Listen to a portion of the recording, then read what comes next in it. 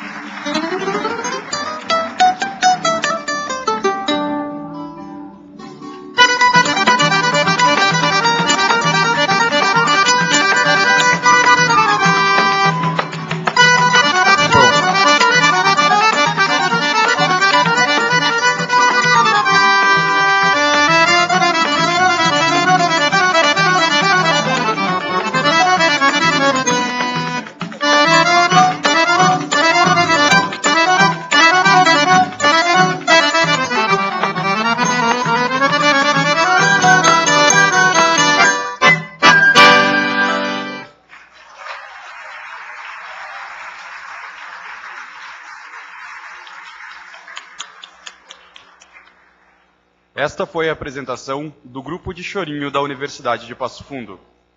O segundo Seminário Nacional de Inclusão Digital é uma realização da Universidade de Passo Fundo em parceria com a Secretaria Municipal de Educação da Prefeitura Municipal de Passo Fundo.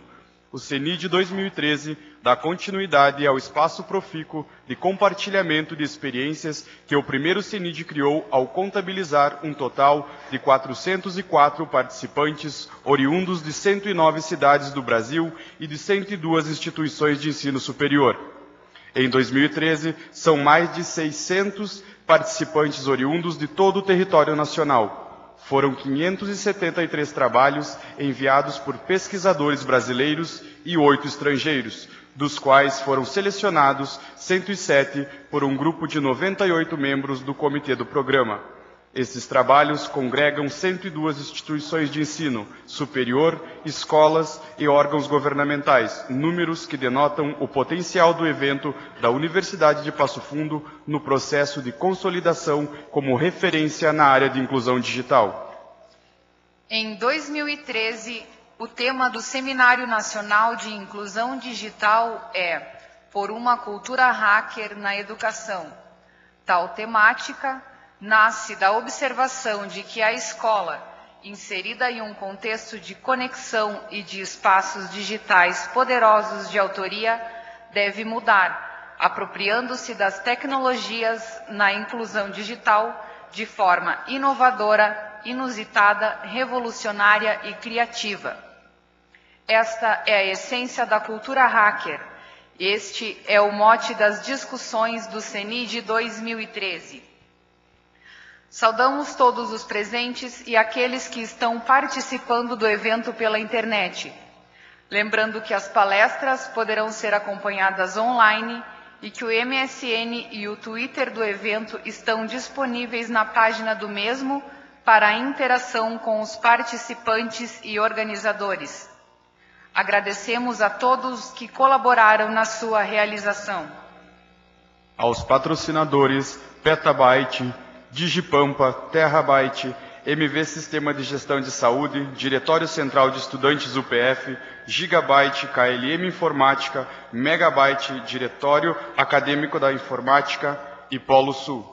Aos apoiadores, Curso de Ciência da Computação, Programa de Pós-Graduação em Educação da UPF, Instituto Federal do Rio Grande do Sul, Campus Sertão, Instituto Federal Sul-Rio-Grandense, Campus Passo Fundo, Instituto Federal Farroupilha, Campi Santo Augusto e Panambi, Universidade Federal Fronteira Sul, Centro de Formação de Professores da Universidade Federal do Rio Grande do Sul, Secretaria de Educação do Estado do Rio Grande do Sul, Secretaria de Comunicação e Inclusão Digital do Estado do Rio Grande do Sul, Companhia de Processamento de Dados do Rio Grande do Sul, Secretaria Municipal de Educação de Passo Fundo, 7ª Coordenadoria Regional de Educação, Centro Marista de Inclusão Digital e Grupo de Robótica Livre, Grupo de Pesquisa, Educação, Comunicação e Tecnologias da Universidade Federal da Bahia, Sociedade Brasileira de Computação, Atua Sistemas de Informação, Ópera Tecnologia. As agências de fomento, Fundação de Amparo à Pesquisa do Rio Grande do Sul e Coordenação de Aperfeiçoamento de Pessoal de Nível Superior. Todas as informações referentes ao evento estão disponíveis no material distribuído. Durante as atividades desta noite, uma equipe do CENID estará instalando Linux nos computadores daqueles que desejarem. Mais informações com a equipe do Stalfest no hall de entrada. O aluno Arion, da Escola Coronel Lolico. Não. O Renato, da Escola Georgina Rosado. O Arion.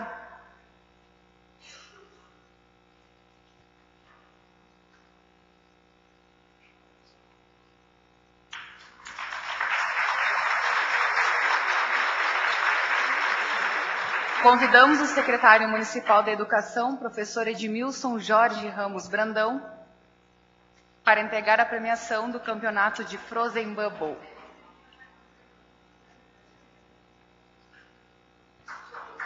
Que ele já...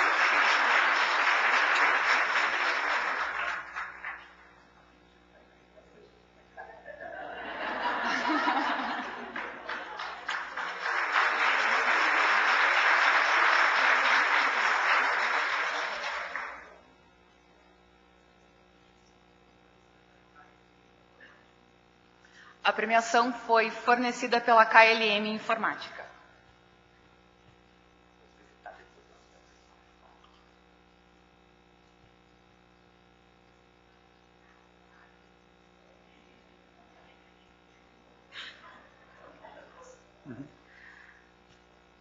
Neste momento, convidamos os professores doutores Edmilson Jorge Ramos Brandão e Mário Piredu para que subam ao palco para a conferência da noite, intitulada Hacking Education.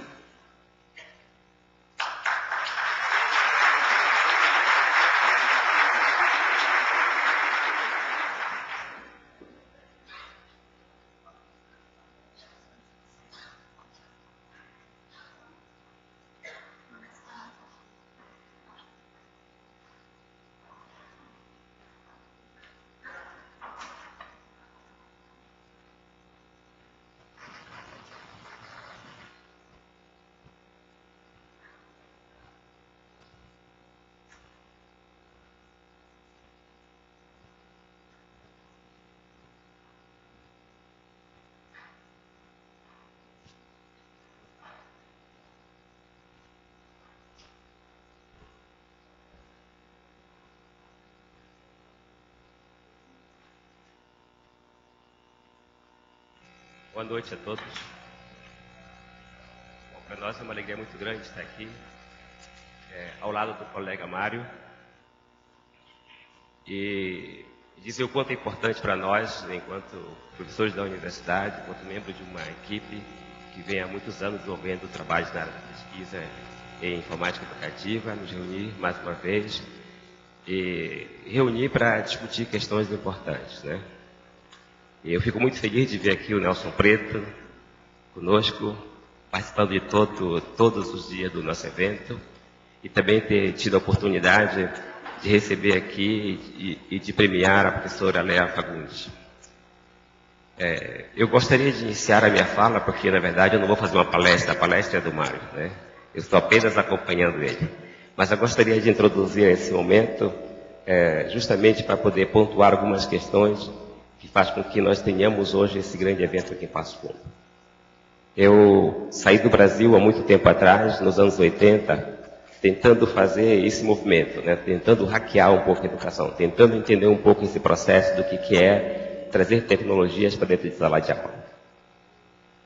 Eu iniciei a minha trajetória acadêmica em Fortaleza, no Ceará, um estado muito bonito, cheio de praias, belas praias.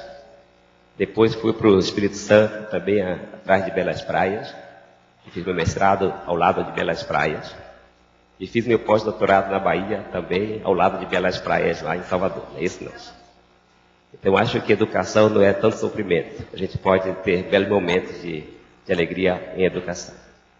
Mas o mais importante foi ter estado em Roma durante quase 10 anos, justamente uma cidade com uma outra característica, a praia é um pouco mais distante de Roma, e não é tão bonita como Salvador, como Fortaleza, ou o próprio Espírito Santo. Mas lá tem encontrado um espaço para poder discutir as ideias que nós trazemos do Brasil, em que era possível sim trazer tecnologias para dentro da escola.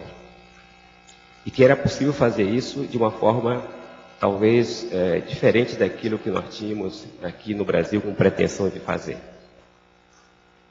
Então, quando eu saí do Brasil, Mário, e por que eu permaneci na Itália durante muito tempo? Porque lá eu encontrei um espaço muito interessante, né? Inicialmente com o pessoal da Roma 1, né?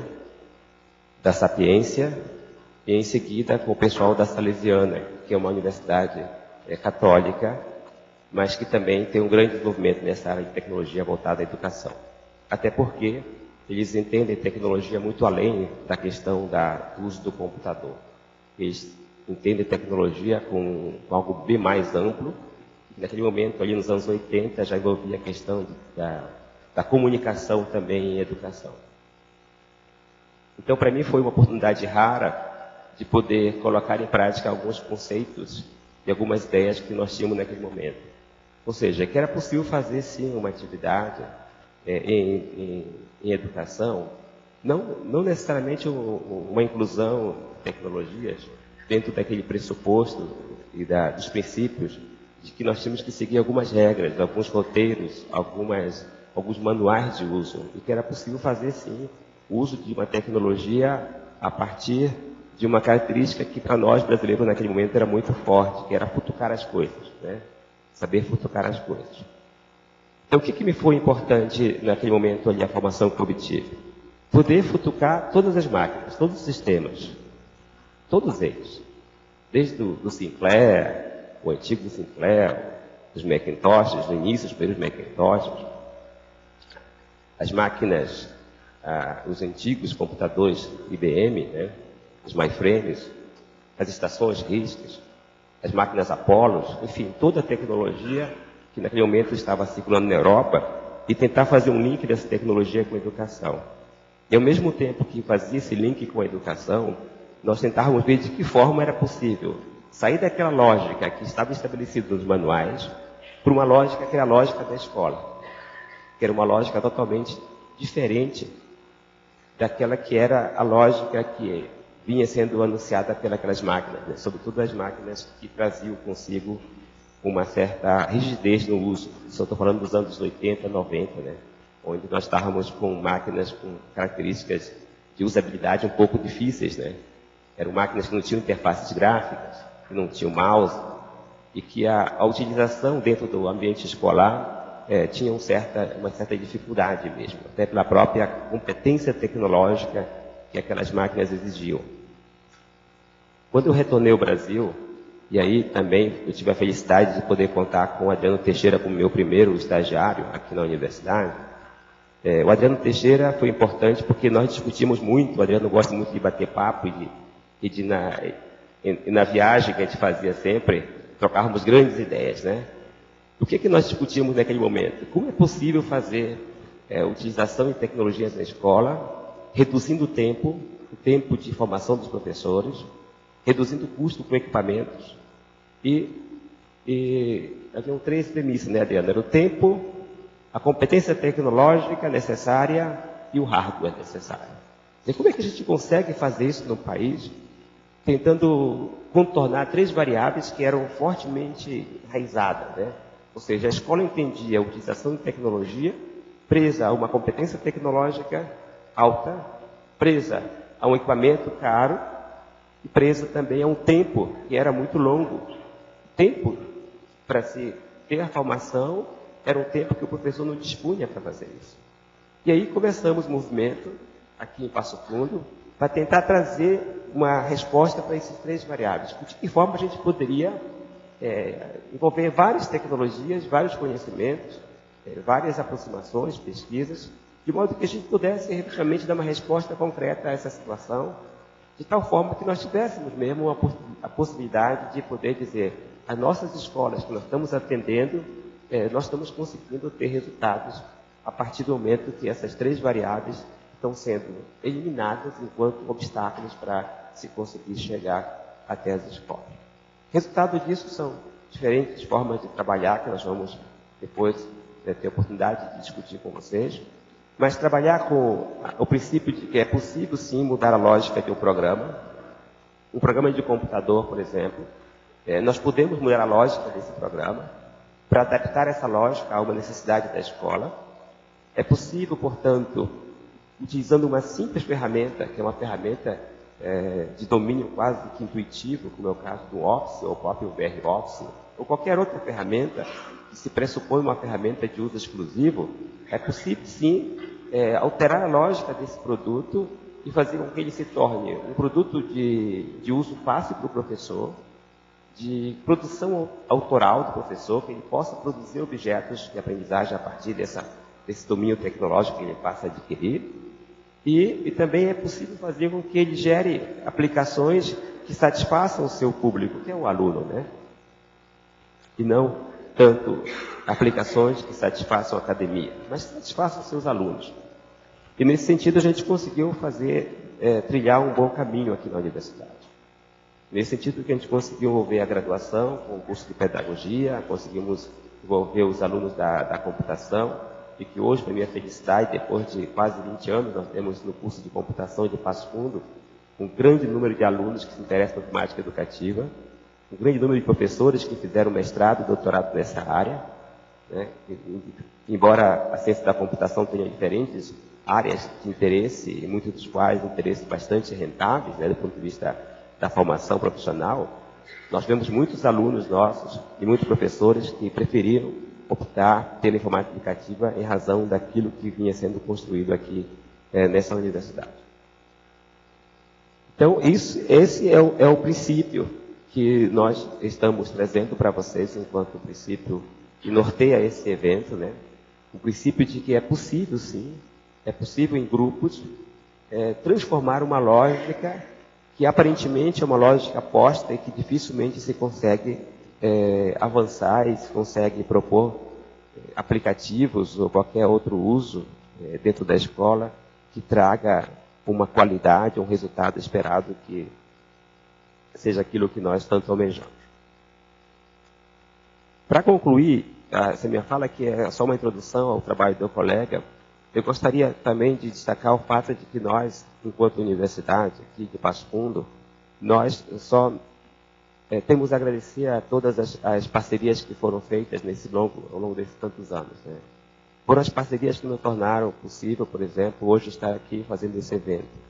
Eu lembro que quando o Mário esteve aqui com o Roberto, Roberto, você me esqueça do colega da Roma 3, do teu grupo, professor que esteve contigo.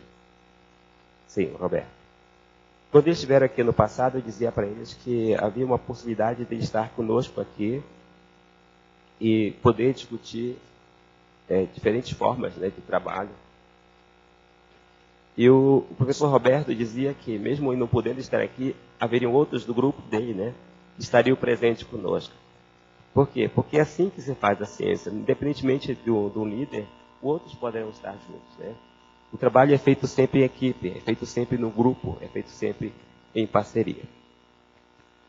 Então, essa parceria que foi firmada ali com o pessoal da Roma 3, os colegas da Federal da Bahia e tantas outras instituições que estão aqui, do IFSU, os colegas do NTE do Estado, enfim, todas as parcerias, elas são importantes porque elas dão continuidade a esse diálogo. E é isso que nós precisamos fazer. Nós precisamos estar o tempo todo mobilizados, o tempo todo discutindo essas questões, porque a partir dessas discussões é que o grupo vai se fortalecendo. E aí, essas questões que aparentemente seriam intransponíveis, elas passam a ter um certo sentido e possam ser resolvidas. Por que o colega está aqui conosco? Por que o Mário Piredo está aqui conosco? Porque o grupo dele, na Roma 3, é um grupo que vem há muito tempo já se dedicando a essa questão, desse entendimento, o que envolve a questão da educação e tecnologia. Basicamente, o grupo dele vem realizando vários trabalhos de pesquisa, estudos, e esses trabalhos culminam com várias publicações. Algumas delas já estão traduzidas para o português. Por exemplo, o livro Midiologia já está traduzido em português. Seria interessante vocês terem acesso a essa produção, porque é uma produção que discute bem essa questão da mídia em educação. Depois, eu apresento também aqui uma publicação também do grupo dele mais recente, chamado História e Pedagogia das Mídias. Eu vou depois, se vocês preferirem, projetar para que vocês tenham acesso, inclusive, à capa desses livros. Paisagens pós-urbanas. E a galáxia Facebook.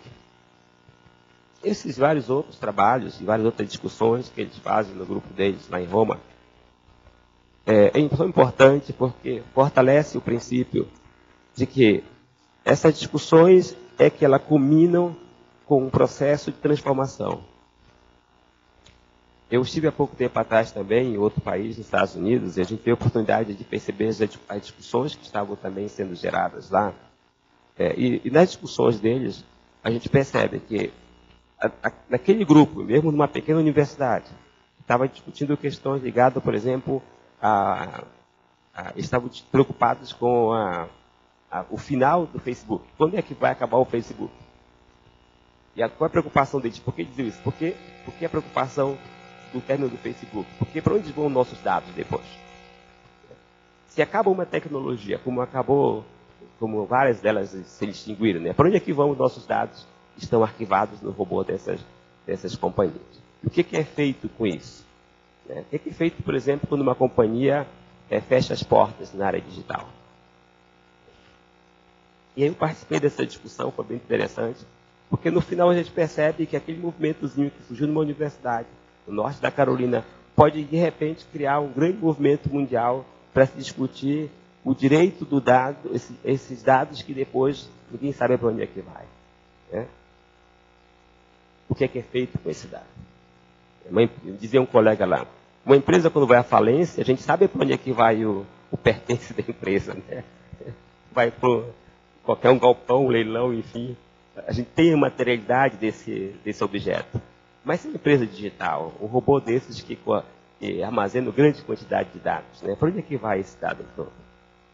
E a preocupação deles era justamente a quantidade de dados educacionais que estavam armazenados nessas empresas e que depois iriam desaparecer, ou não teriam mais como recuperar essas informações. São preocupações, né, que, se não houver uma discussão feita numa plenária, no grupo, alguém não puxar essa discussão, dificilmente as questões depois são encaminhadas de forma a termos mudanças nesse cenário tecnológico que é novo. Embora a gente tenha transitado durante algum tempo nessa área, eu considero tudo novo. Né? E rapidamente também, para concluir, porque eu estou vendo aqui, vou ter algum tempinho ainda, os caras estão muito avançados agora, tem até um time aqui para a gente. Eu gostaria de deixar também uma observação com relação à minha presença aqui em Passo Fundo. Se não fosse o conceito, esse conceito que está sendo discutido agora, Hacking Education, nós não estaríamos com a Universidade de Passo Fundo hoje com a potência que nós temos. Mário, para você entender um pouco o nosso processo aqui, nós em 94, quando nós ligamos aqui a Universidade à internet, nós não tínhamos exatamente nada que nos orientasse de como fazer a UPF estar ligada à internet. E nós fizemos o primeiro roteador nosso da universidade, foi feito no disquete. Por isso que as nossas máquinas chamam-se Vitória. As primeiras máquinas nossas chamam-se Vitória.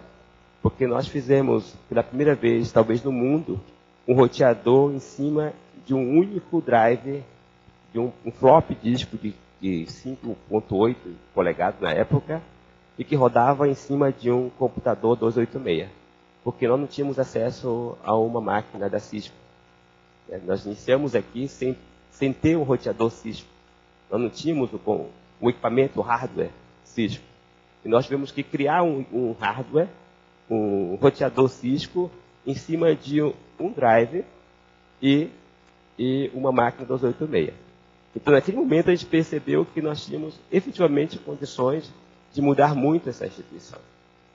Porque, mesmo com grandes dificuldades tecnológicas e de acesso à tecnologia, nós conseguimos fazer com que a UPF 94 tivesse acesso à internet, um acesso precário, obviamente, mas baseado numa tecnologia que foi desenvolvida aqui dentro, graças ao que nós perdemos de tempo naquele momento ali, de noites e mais noites de estudo, e de futucar no mundo inteiro o que havia em termos de tecnologia alternativa para substituir os equipamentos da Cisco na época, que eram os principais equipamentos de tecnologia na área de rede.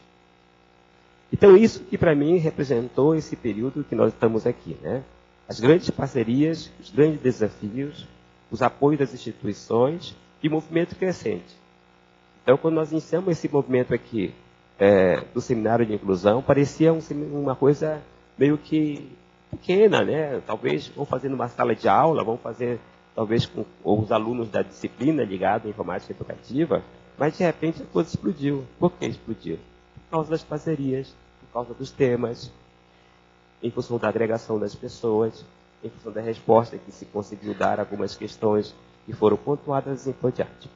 Então eu agradeço muito a todos vocês por estar aqui conosco, fazer parte desse projeto. Agradeço imensamente ao Mário por ter vindo prestigiar pela segunda vez o nosso evento. E desejar a ele, que é o dono da noite, desejar a ele uma boa palestra e que nós possamos, então, acompanhar o trabalho de vocês. Obrigado.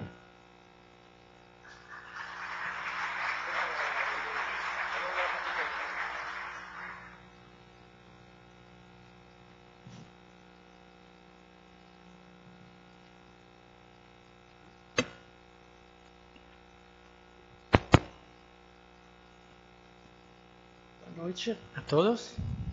É a minha segunda vez em Passo Fundo. Eu estava aqui no ano passado para a primeira edição do CENID. E deixe-me dizer que estou feliz de estar aqui com todos vocês. Quero agradecer a Adriano e a todas as pessoas que trabalham aqui para a organização perfeita do CENID e para o alto nível de conteúdo. Eu aprendi muito nesses dias, verdade. Agradeço também a Nelson Preto por me ajudar a aperfeiçoar o discurso e para as discussões frutíferas. Vou começar este pequeno viagem na metáfora, por dentro, na metáfora da cidade, a partir do título desta palestra, Hacking Education. Não aqui, mas muitas vezes, quando pensamos sobre o mundo e a filosofia hacker, também por causa do mau hábito de jornalistas e acadêmicos, a imaginação representa algo obscuro, impenetrável, fechado.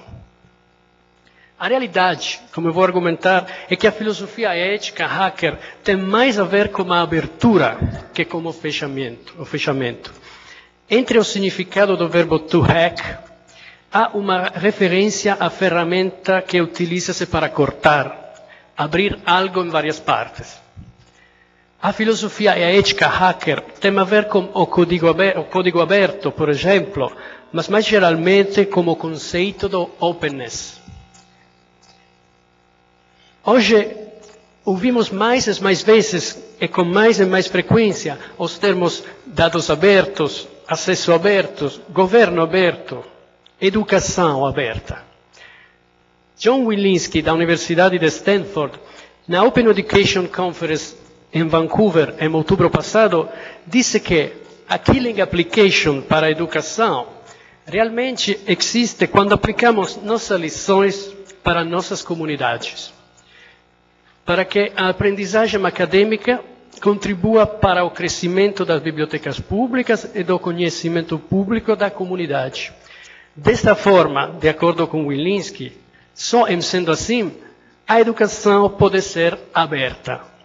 Para a educação aberta, aqui nos referimos apenas parcialmente aos MOOCs, Massive Open Online Course, cursos abertos massivos online, como Coursera, edX, Udacity, Canvas Network, FutureLearn, e aos Open Textbooks, livros didáticos abertos. Dos MOOCs poderíamos falar por um longo tempo. E nós sabemos que crescem no número de cursos disponíveis e no número de assinantes em todo o mundo. E aqui no Brasil, um desenvolvimento notável é esperado nos próximos anos. Apenas nesta última quarta-feira, a equipe de edX, consórcio de Harvard, MIT e outras universidades, anunciou que a plataforma MOOC de edX será distribuída com código aberto em junho de 2013 e, portanto, poderá ser baixada gratuitamente e utilizada por todos. Dos Open Textbooks, sabemos que há estudos em todo o mundo para promover a sua propagação. Califórnia nos Estados Unidos, British Columbia no Canadá, há também algo semelhante na Itália. Sabemos também que há experiências originais como o Textbooks Hackathon. O que é um Textbooks Hackathon? Um exemplo vem da Finlândia, e provavelmente não é uma coincidência, é o país onde nasceu Linux. Em setembro de 2012, um grupo de mais de 30 pessoas, entre professores, alunos e pesquisadores, produziu em apenas 3 dias um livro de matemática para a Escola Superior Finlandesa. Cerca de 30.000 alunos. A experiência quis demonstrar como criar um livro para a escola pode ser uma experiência de colaboração livre e eficiente. Tommi Sottinen, professor de Business Mathematics na Universidade de Vasa, disse que o que é o mais importante no projeto é a abertura, a openness, e a transparência. O líder do projeto diz que o conteúdo aberto de alta qualidade reduziu os custos que os alunos devem enfrentar para estudar. Educação aberta significa não somente Open Educational Resources, não? Recursos educacionais abertos. Embora existam experiências muitas vezes interessantes e úteis nesse campo. Desses recursos, bem como os MOOCs, geralmente indicamos o custo livre. Isto é certamente verdade. Mas a economia é realmente o aspecto mais importante do assunto? As mudanças que a educação está experimentando no mundo são realmente apenas uma questão de economia? Ou essas mudanças afetam também transformações antropológicas, culturais e sociais? Este é Logan LaPlante. Logan tem 13 anos e recentemente realizou um discurso na TED University of Nevada. A apresentação de Logan foi intitulada Hack Schooling, ou a educação como uma experiência saudável e feliz. Logan, em 15 minutos, convida todos a repensar a educação para que saúde, felicidade, sabedoria e criatividade se tornem prioridade. Logan explica que seu herói é Shane McConkey, grande esquiador, freerider e base jumper canadense, que ele chama de hacker. Não é um hacker de computador, mas um ski hacker. McConkey, infelizmente, faleceu há alguns anos atrás nas Dolomitas, na Itália, durante a execução de um de seus saltos. Aqui, para ser claro, Logan não está nos dizendo que devemos seguir o caminho da inovação até a morte. O que Logan diz é que os hackers são inovadores. São pessoas que desafiam os sistemas de todos os tipos e mudam-los para torná-los diferentes melhor. Logan diz-nos que está crescendo em um mundo que precisa de mais pessoas parecidas com o que ele chamou de hackers mindset. E não apenas no âmbito da tecnologia. Tudo pode ser hackeado. Também o skiing, também a educação. Logan diz, I hack my education. Eu experimento o que aprendo. É como um remix ou um mashup flexível do aprendizado. O hack schooling pode ser usado por todos, diz Logan, incluindo escolas tradicionais. Eu entendo que quando você está motivado para aprender algo, você pode fazer muito mais em menos tempo. Voltemos agora ao conceito de educação aberta. Ivan Illich, em seu livro sobre a desescolarização da sociedade, falou sobre o uso aberto e exploratório das competências adquiridas pelas pessoas e sobre a educação liberal. Gardner Campbell, diretor da Inovação e Desenvolvimento Profissional no Virginia Tech Institute, afirma que é mais interessante falar sobre o verbo abrir, opening, mais do que sobre o adjetivo aberto, open. Um verbo e não um adjetivo. É importante, portanto, que se refere a algo dinâmico, não estático. Abrir. A etimologia latina da palavra refere-se ao descerrar, a ação de remover os impedimentos e obstáculos. Mas também se refere ao fazer algo visível, evidente. Então, libertar é fazer algo claro. Uma educação aberta é, portanto, uma educação livre e visível? Vamos dar um passo atrás, novamente a partir da etimologia. A etimologia da palavra educação refere-se ao verbo educere, o verbo latino educere, geralmente entendido como ajudar com disciplina adequada para desenvolver as boas inclinações da alma, que significa levar para fora ou liberar o homem de defeitos originais da natureza bruta. Mais uma vez, referem-se a conceitos como criar e instruir. Como observado por Ivan Illich, o termo educação é relativamente recente. A educação das crianças é mencionada pela primeira vez em francês em um documento datado de 1498. O ano em que Erasmus se estabeleceu em Oxford, Savonarola foi queimado na fogueira e Dürer gravou o Apocalipse.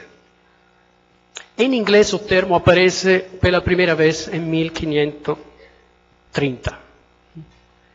Ainda em 1632, Lope de Vega, espanhol, escreve sobre a educação como de uma novidade.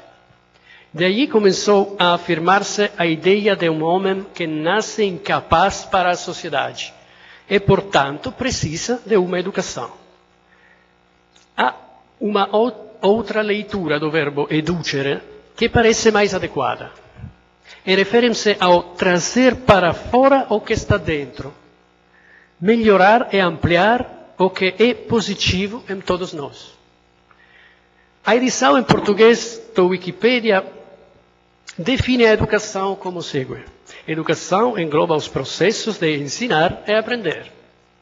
A edição italiana há muito definiu a educação como o ato, efeito de educar, maneira de comportar-se de forma correta e urbana nas relações sociais.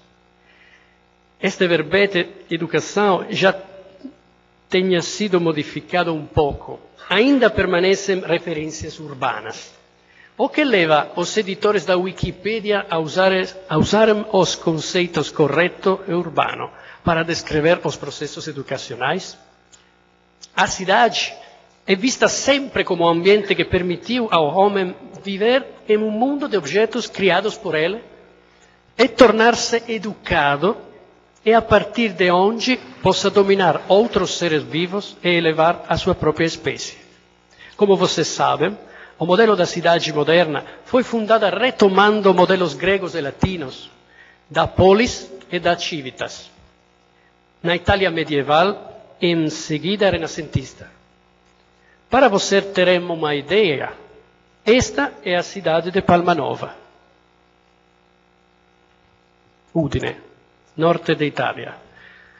Igual a si mesma por 5 siglos. No dicionário de sinônimos italianos, cidadão é descrito com os sinônimos elegante, refinado, educado.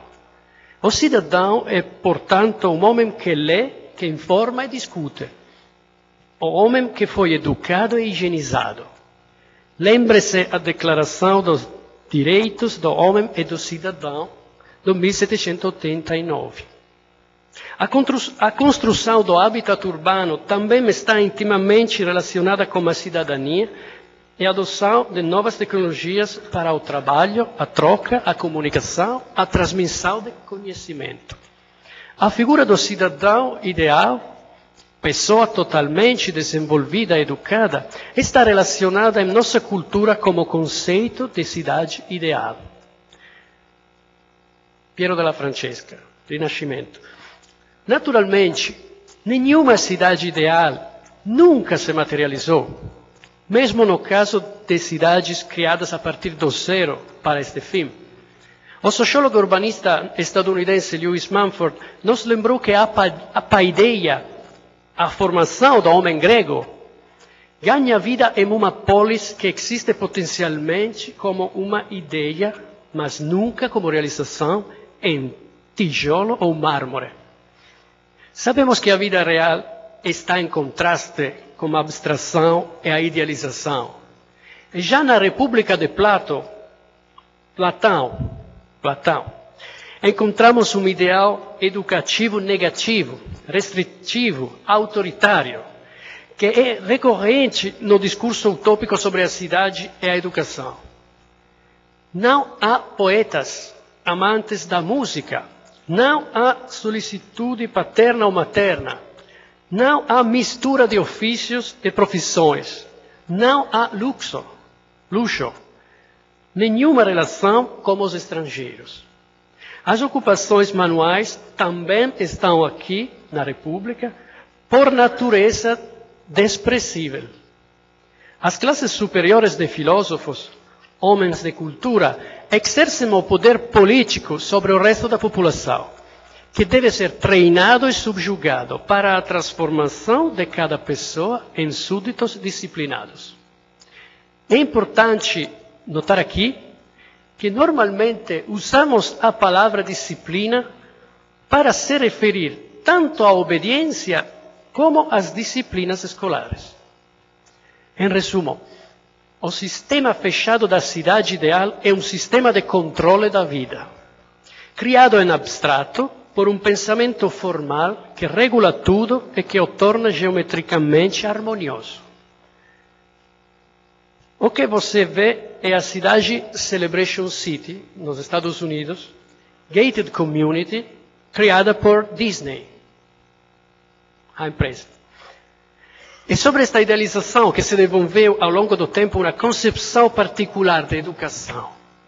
Por um lado, a recuperação da ideia da polis grega, cidade harmônica e ordenada no modelo de municípios italianos, por exemplo. Por outro, a rejeição da civitas romana, a cidade que está crescendo continuamente e além de suas fronteiras. Celebrada mais de um século atrás na pintura La città che sale, do artista futurista Boccioni. Uma cidade que se tornou com o tempo a metrópole e megalópole, como vocês bem sabem aqui no Brasil. A civitas romana não é uma forma em equilíbrio imóvel. Para os romanos, a cidade é móvel, não está parada. Para que um dos epítetos mais frequentes na fase final da civilização romana é Roma mobilis. O que une pessoas tão diversas como as de Roma não era uma suposta origem comum ou ancestralidade, como na polis grega, mas um objetivo comum, o futuro da cidade e de seus habitantes. A civitas não era, na concepção romana, um fundamento originário que devia ser restaurado, mas uma meta que devia ser alcançada. A idealização civilizado e civilizado, alto, baixo, é desde sempre também dentro do microcosmo da cidade, onde ela assume a forma de alfabetizados versus analfabetos, educado versus sem instrução. Elites e burocracias dos estados dos séculos XIX parecem ter medo do caos da metrópole e de sua desordem e mistura imprevisível de pessoas. Ricos e alfabetizados, pobres e não alfabetizados. E para os jovens, criam, através dos sistemas educativos, locais separados do mundo, lugares para reprodução em série de cidadãos cada vez mais alfabetizados, mais formados, quem sabe formatados, quase exclusivamente através de um único meio nobre e silencioso, o livro. Para resumir, cidade, idealização, livro, isolamento, a educação como uma abstração. Ivan Illich expressou este conceito claramente ao dizer: os jovens são alienados a partir das escolas que os isolam. E em 1969, Marshall McLuhan, sociólogo canadense, argumentou que as crianças dos anos 60 do século XX estavam atordoadas com as instituições educacionais que eram as mesmas do século precedente, anterior, onde a informação era escassa, mas ordenada e estruturada em fragmentos, padrões classificados, disciplinas, tudo de acordo com os ritmos e princípios fordistas. A lógica do espelho retrovisor de McLuhan, aplicada à educação, faz com que, frente a cada inovação tecnológica e social, somos levados a observar o atual de acordo com a lógica anterior à própria mudança. Ele fala de retroceder no futuro. O estudioso canadense cunhou o conceito de espelho retrovisor refletindo sobre as mudanças culturais e sensoriais de seus alunos de pós-graduação, para explicar as mudanças relacionadas com a introdução de novas tecnologias e novas mídias de comunicação e transmissão do conhecimento. Confrontado com situações novas, como em condições de transição, muitas vezes tentamos impor a forma do velho para um novo conteúdo. Ele diz de forçar os novos meios de comunicação para obrigá-los a fazer o trabalho dos velhos. Esta é claramente uma defesa ou uma forma de desconfiança. Envolvidos na trama de um ambiente de mídia, feito por informação infinita e instantânea, muitos educadores têm dificuldade em compreender um fato. Para o aluno é cada vez menos importante saber, armazenar ou recuperar informações, e é cada vez mais importante ser capaz de encontrar, classificar, analisar, compartilhar, discutir, criticar e criar informações. Só desta forma é possível falar de educação aberta. Ainda usando a metáfora da cidade, O aspetto mais interessante da cidade canteiro, proposta por arquiteto futurista Antonio Santelia, residia em uma descrição sem precedentes do ambiente urbano metropolitano como natureza construída, e não como uma ruína de um passado glorioso. Não? Os futuristas falavam de cidades mortas, falando de Roma, Firenze, Venezia. Uma cidade que não é pensada como eterna, que não é construída para durar. A cidade dos futuristas não realiza a harmonia das proporções clássicas, mas a mudança constante e o consumo real do ambiente urbano pelas gerações que vivem lá no tempo.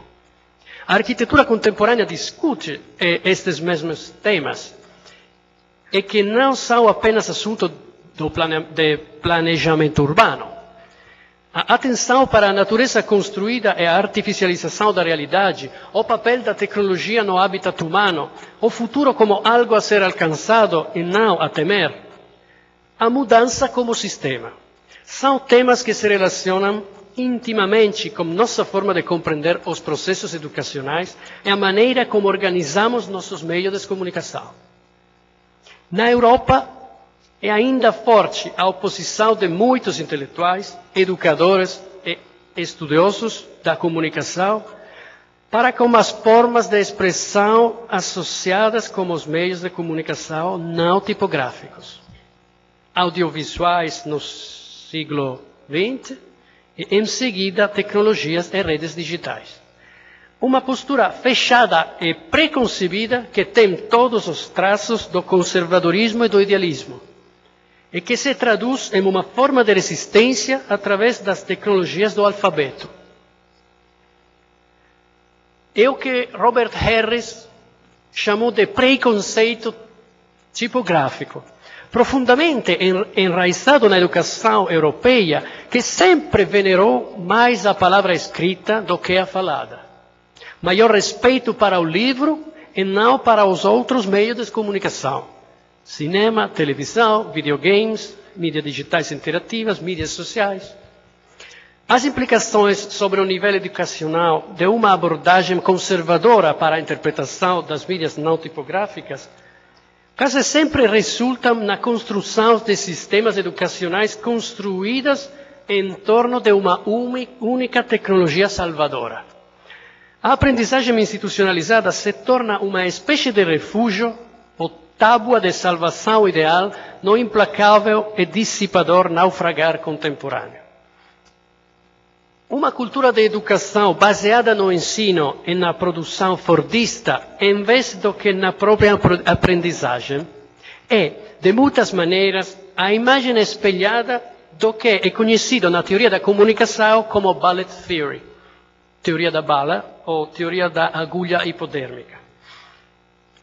De acordo com essa abordagem teórica, as massas de pessoas são agregados homogêneos, indistinguíveis, mesmo quando os componentes individuais vêm de origens de diferentes grupos sociais.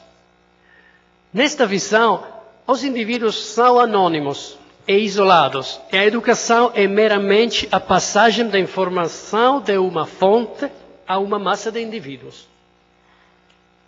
Fiz este parêntese sobre a educação e a cidade para enfatizar, de um lado, a estreita relação entre a escrita e a cidade, e, por outro, o excesso de idealização que faz coincidir, muitas vezes, a educação formal e o domínio da escrita. Então, para retornar às nossas perguntas iniciais, que tipo de educação temos na era da cidade expandida, da cidade das redes e dos fluxos? Termo caro a Manuel Castells. Se pensamos a chamada horizontalidade das redes, notamos que um achatamento crescente de hierarquias também é perceptível na esquizofrênica arquitetura cotidiana da cidade contemporânea. São sobrepostos, misturados e mencionados todos os tipos de estilos, de épocas mais diversas. Há uma sensação de fragmentação e com presença de espaço e tempo. Ontem, a professora Tânia Rosing lembrou a metáfora da catedral e o bazar de Eric Raymond, que usa dois lugares urbanos tão diferentes para explicar a lógica cultural do Linux. Novos espaços, novas formas, novas mídias, novas comunicações, novos conhecimentos. Nas cidades hoje vivem juntos uma pluralidade de códigos e uma variedade de formas de expressão. A desordem que mencionou Nelson na segunda-feira. Um terreno fértil para novas criações e experimentações inéditas.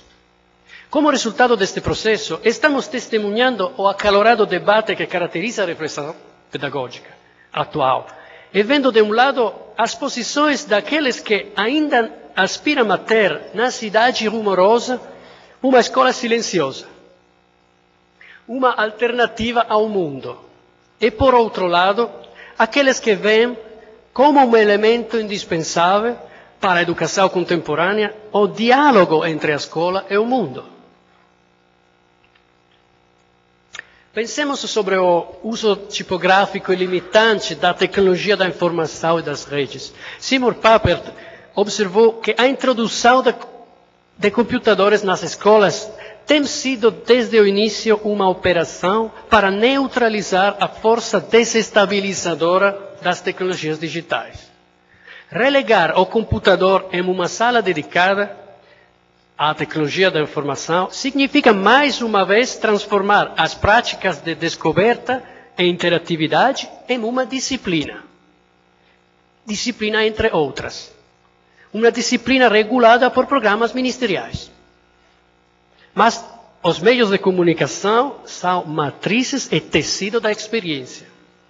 E as plataformas expressivas das novas mídias são capazes de dar às pessoas mais controle, mais espaço e mais iniciativa. Pensem nas tecnologias que permitem editar, remixar e compartilhar áudio-vídeo, wikis, redes sociais, videogames. Mídias ligados a percursos de aprendizagem comuns, que seria insensato deixar de fora das experiências educativas institucionais. Henry Jenkins trabalhou extensivamente sobre o potencial de culturas da participação contemporâneas e sobre a cultura faça você mesmo, do it yourself. O que é mais interessante em seus estudos é a reconstrução de uma mudança de paradigma no referencial teórico e metodológico dos estudos de mídia. Nas culturas participativas, as pessoas são nós, dentro de uma rede, capazes de interligar de forma produtiva como um número variável de outros nós. A divisão rígida do trabalho transforma-se em uma organização mais fluida do tempo e das funções, até o desaparecimento do planejamento rígido e pré-ordenado, típico do sistema taylorista.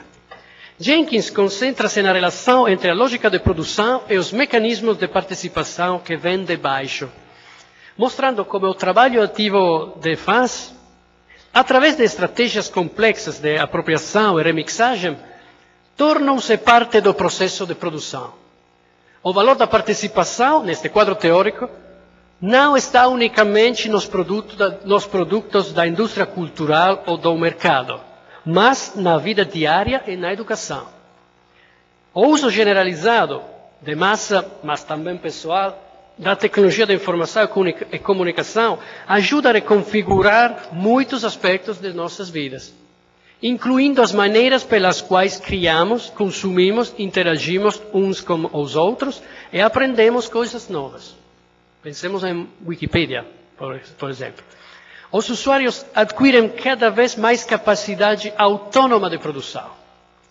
Os usuários podem agora livremente manipular imagens, vídeos, músicas, sons, pedaços de software, videogames, dando origem a novos produtos, muitas vezes distantes das narrativas e intenções originais.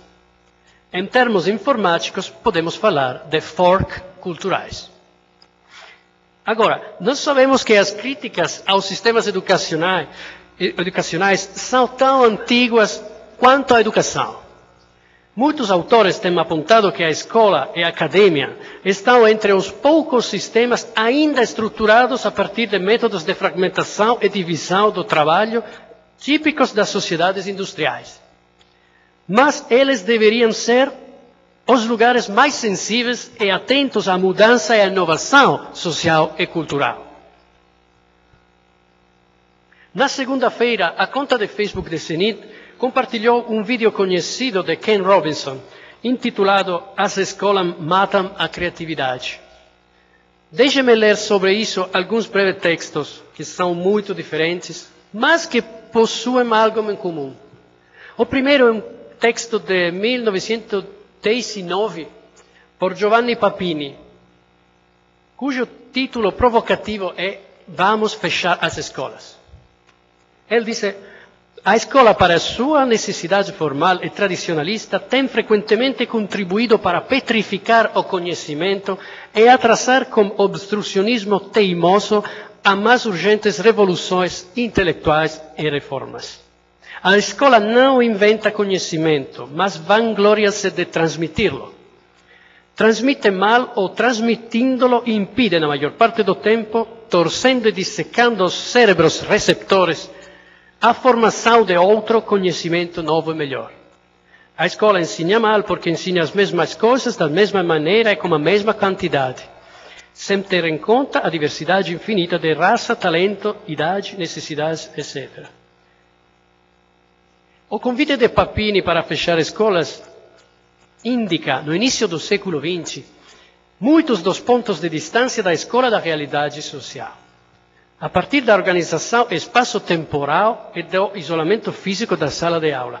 Papini fala de imobilidade física mais antinatural. Imobilidade do espírito, obrigado a repetir em vez de pesquisar. E de afogamento sistemático de cada personalidade, originalidade e iniciativa no mar negro dos programas uniformes.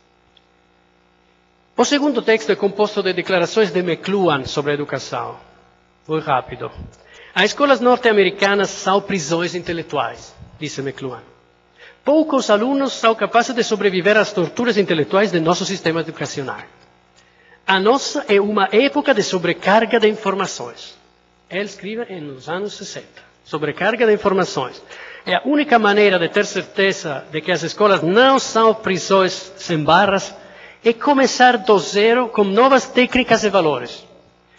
O nosso sistema educativo, diz McLuhan, é reacionário, orientado até valores e tecnologias do passado, o livro. Este sistema está desatualizado e moribundo. Ele diz: para mergulhar no nosso ambiente, a arma privilegiada é a experiência direta. Se não adaptamos nosso sistema educacional aos valores e às necessidades dos alunos, vamos ver só mais evasão e caos. E ele diz: como a cidade magnética, todo o planeta se torna uma máquina educativa. O terceiro texto é uma definição de ensino contemporâneo por Michael Wesch. Esse era McLuhan? Michael Wesch, um antropólogo da Kansas University, que em seu trabalho nos lembra que a tecnologia é apenas um aspecto do problema que nós consideramos.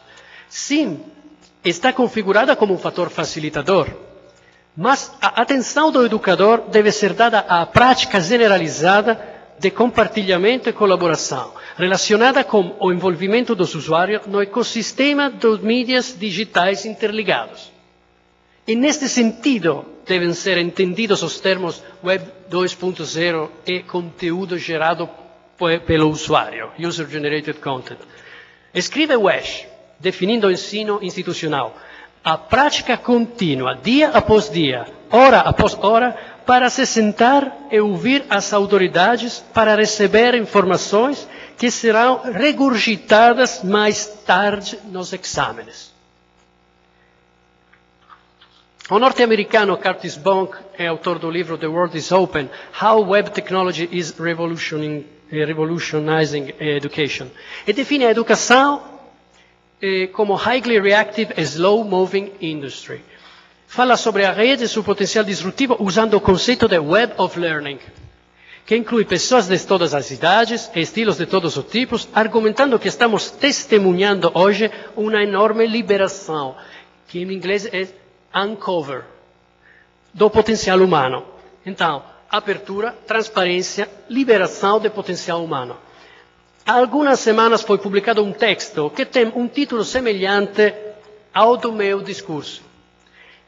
É Hacking Your Education, por Dale Stephens, che in una linea provocativa semelhante alla de Papini fala apertamente di unschooling. Unschooling è academic.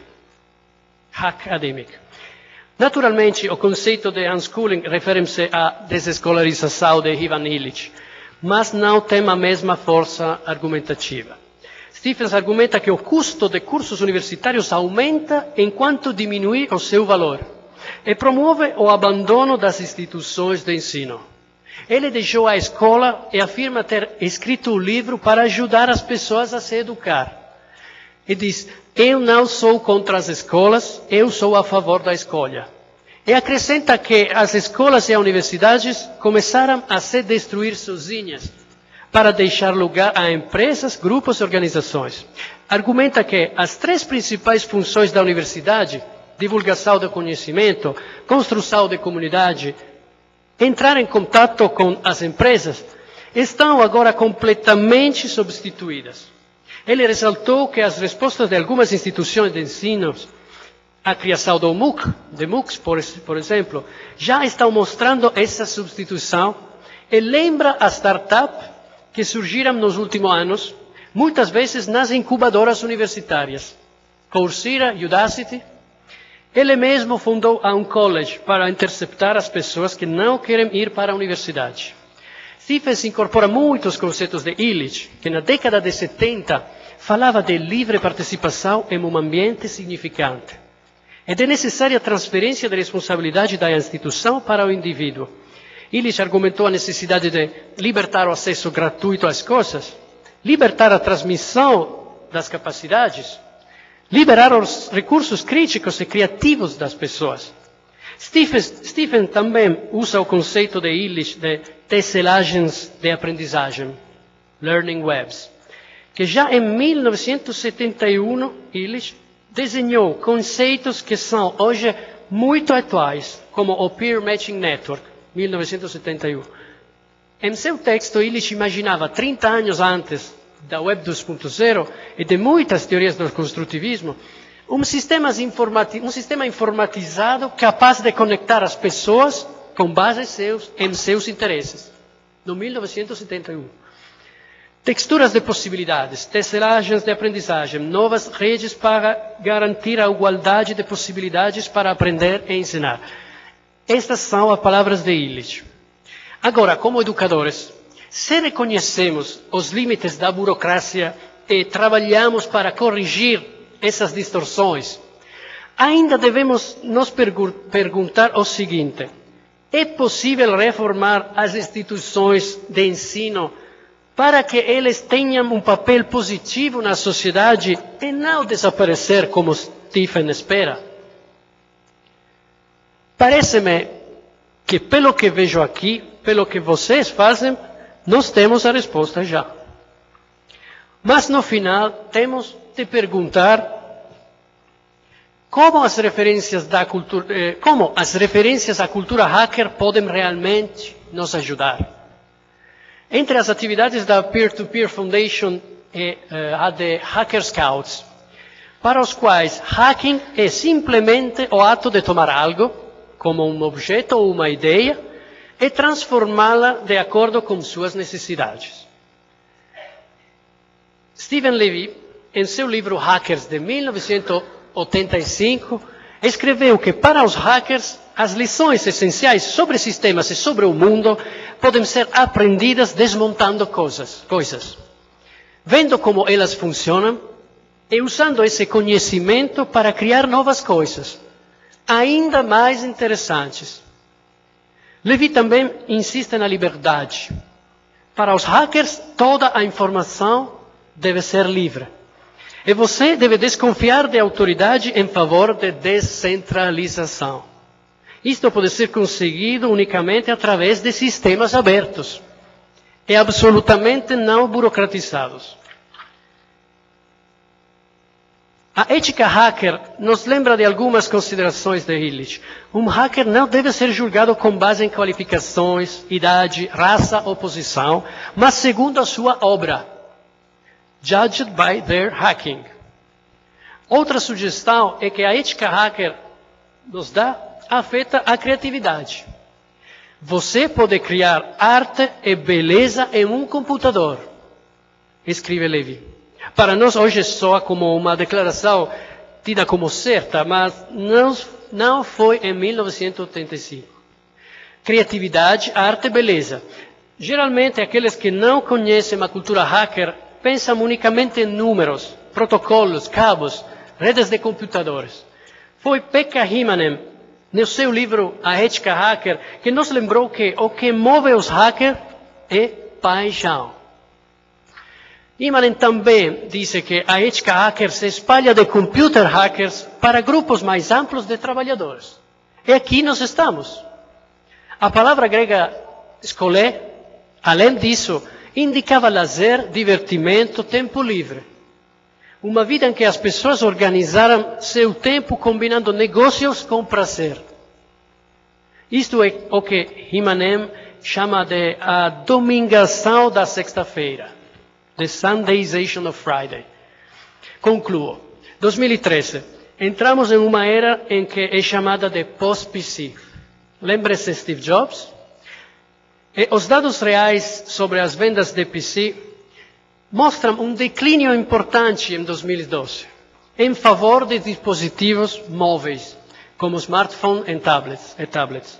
Então, agora mais do que nunca precisamos da cultura hacker. Porque nós entramos em um mundo de walled gardens. Nelson falou sobre os jardins murados na segunda-feira. Um mundo em que a abertura é um termo amplamente usado na retórica corporativa, mas ao mesmo tempo é um exercício pouco praticado. Pensemos no Google, Apple, Amazon, Facebook. Os educadores mais inovadores no presente e no futuro serão pessoas que são capazes de invadir o sistema atual e criar algo novo, como Frank Zappa.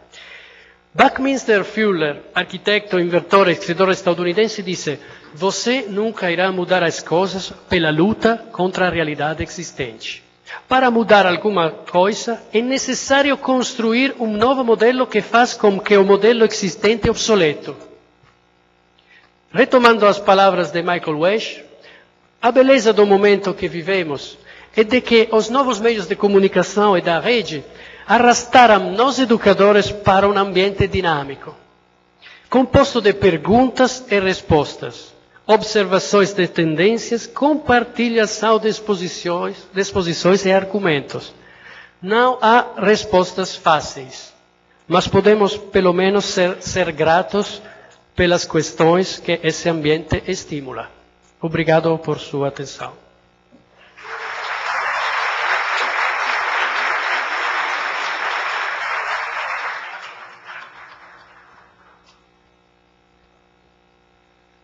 Agradecemos a contribuição dos professores e convidamos o professor Adriano Teixeira, coordenador-geral do evento, e a professora Marijane Soares para que façam a entrega de uma lembrança aos professores em nome da Universidade de Passo Fundo.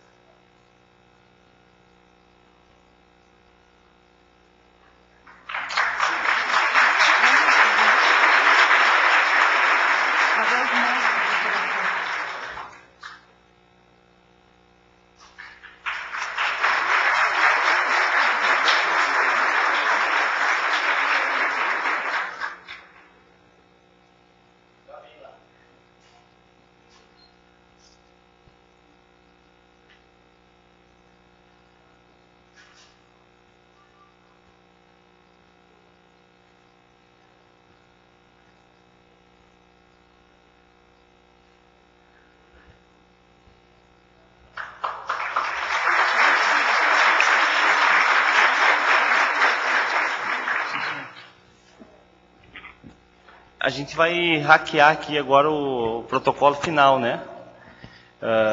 Eu peço que vocês fiquem um pouquinho, porque a gente vai ter alguma surpresa. A primeira, Guilherme, pode pegar aqui. Para Maurício, perdão, para a gente poder mostrar são várias surpresas, uma surpresa para vocês que a gente fez. Vamos lá. Enquanto a gente vai organizando a surpresa, eu quero, de primeira mão, dizer a todos da nossa alegria em tê-los conosco, né? Os colegas do NTE já foram, colegas de alguns, sim, mas vocês eram em 130, agora a gente está em 50 só. Né? Que o nosso evento, o ano que vem, já tem data marcada. 28, 29 e 30 de abril.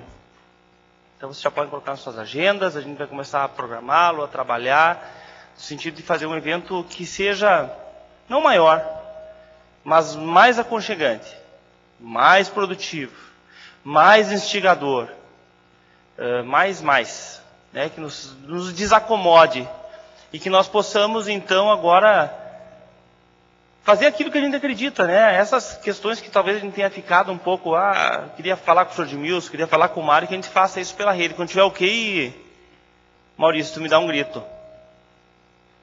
Já dá para largar? No vídeo também lá? Então metam ficha, depois a gente continua. Con los terroristas.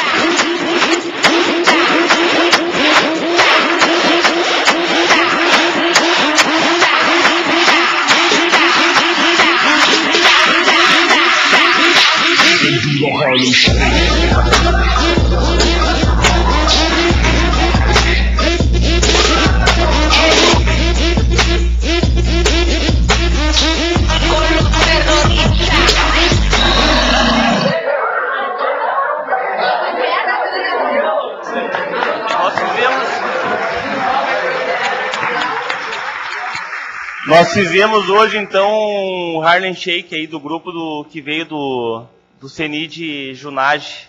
Vamos colocar na rede isso tudo.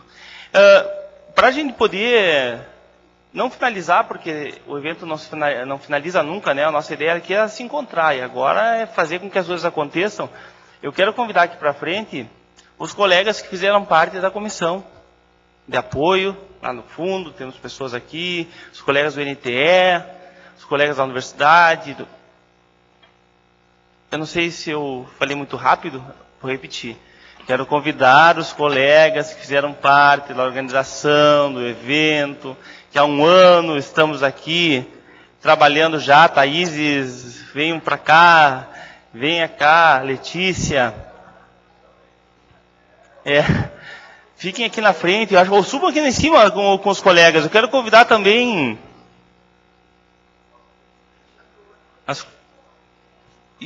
todos os colegas do NTE que participaram conosco. Pode subir, subam. Só que agora eles vão ter um problema, né, pessoal? Porque a gente teve um apoio muito legal também de um grupo de alunos da FAC que vai ter que subir aqui. Quem vai tirar foto, não sei. Passa, João, a máquina para alguém. Porque vocês foram muito importantes. A gente tem no site do CENID, a gente tem ali um hackeado, que é tudo que aconteceu no underground, aí que o pessoal gerou material. Por favor, subam. Eu quero lembrar também que teve uma importância grande no evento, o grupo da URGS, liderado pela professora Marijane, que faz parte desde o primeiro CENID conosco. Por favor, professora Marijane, venha cá também.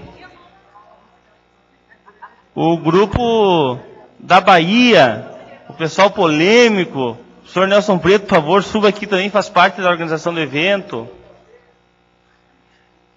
E também a Bonila, que está ali na filmagem. Jaque, por favor, a gente pode mandar um convite especial, mas venha, não precisa. O senhor Edmilson, que está ali tirando fotos.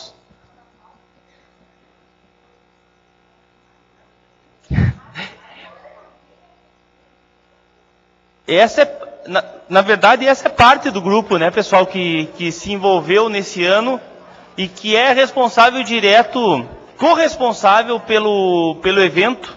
assim como cada um de vocês que estão hoje aqui, e as mais de 800 pessoas que nós contabilizamos nos 3 dias de evento que passaram por aqui da comunidade, das escolas e assim por diante. Entra todo mundo na foto, do jeito que eles estão? Eu queria saber o que o pessoal do protocolo está escondido ali, pode vir para perto? Vem, se aproxeguem, por favor. Vamos fazer tipo time de futebol, podem sentar no chão, não tem problema aí. E nós vamos fazer ao vivo um Harlem Shake para vocês. Ah, mentira. Vamos chegar.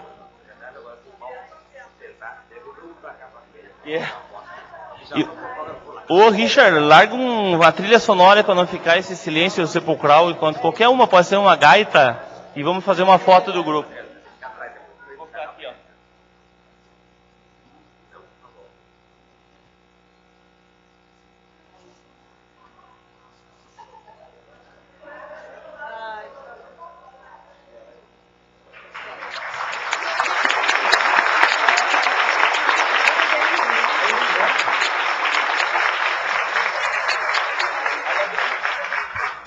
Agradeço imensamente a todos vocês, o evento só saiu em função disso. Aos colegas que vieram da Itália, que vieram de Porto Alegre, de São Paulo, de todo o Brasil aí, e que em 2014 a gente se reencontre no 3º CENID para discutir as questões da inclusão digital. Pessoal, agora olha aqui, ó, esperem todo mundo. A gente tem que fazer diferente, né? Agora nós vamos descer, e vocês que estão aqui até o final, vão vir aqui para cima, e nós vamos fazer uma foto de vocês, tá bom? Vamos lá.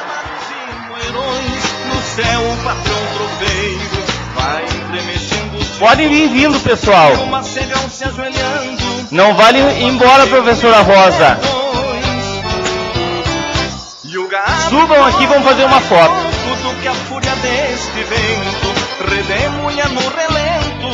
À procura de capões, relâmpagos que se cruzam, retratam por entre as pragas. Vamos lá, pode seguir isso aí, pode chegar lá. Das velhas revoluções.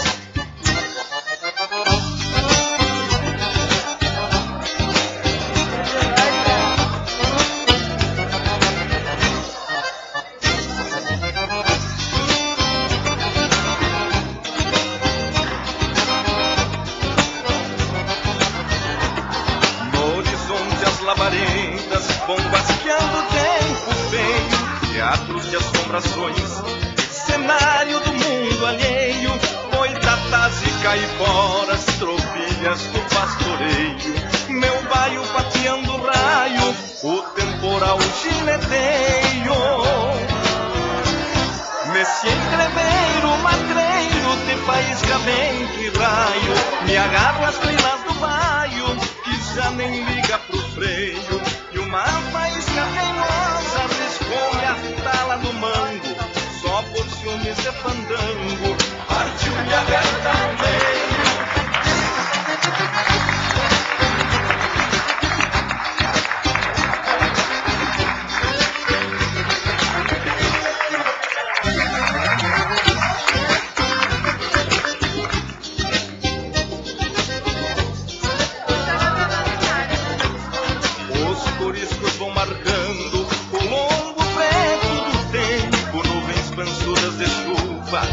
Gente, só um pouquinho, não vão embora, um minutinho.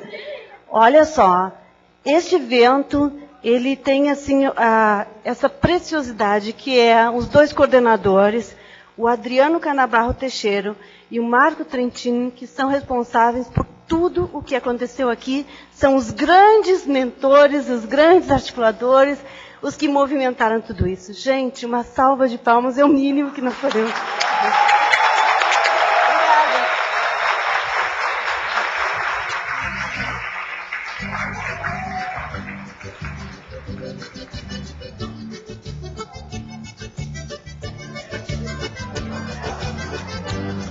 O compadre e a comadre estão chegando, se vieram sapateando para dançar a vaneira. A comadre esqueceu a dor do calo e o compadre no embalo é um cavalo de carreira.